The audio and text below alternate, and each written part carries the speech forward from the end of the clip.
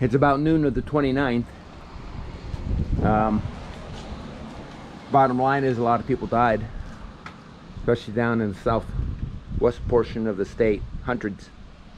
We were very, very, very lucky. See, the winds only got up to about 40 miles per hour here, not including the gusts. But we were very, and people with old roofs still lost parts of their roof, just not catastrophically. I see some.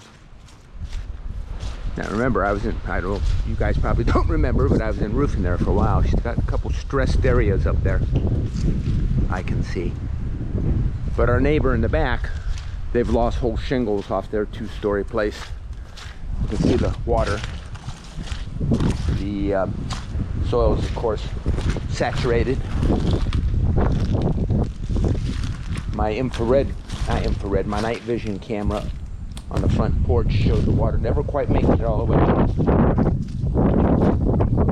We were very lucky. All my trees are intact. And you see the missing shingles up there. And it looks like that one looked like it held together pretty good. But I've got shingles on my lot too, pieces of them.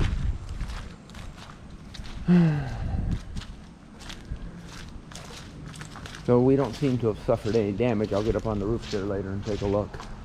But I think we're good. We got very lucky. It's like we slipped through a hole in the wall from the storm as it went past us. We got incredibly lucky.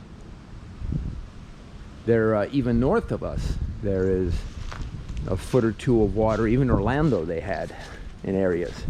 And yet we seem to, and we're a low area, so we really would have got hit if the storm had kept its intensity along that southeastern wall.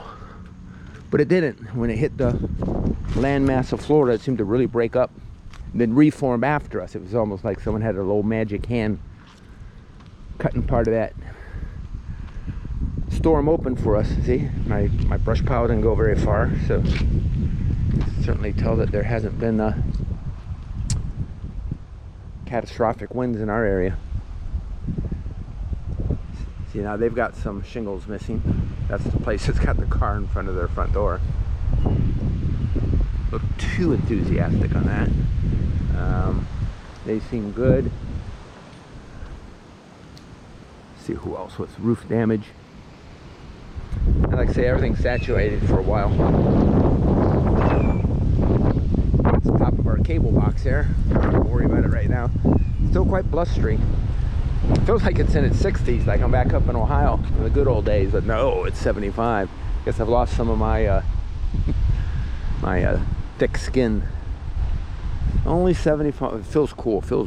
It feels wonderful. I wish we could get weather like this without an event like this occurring. See, I don't see any other roofs there. Their roof, that's the place with the car in front of their front door and garage. We got shingles missing.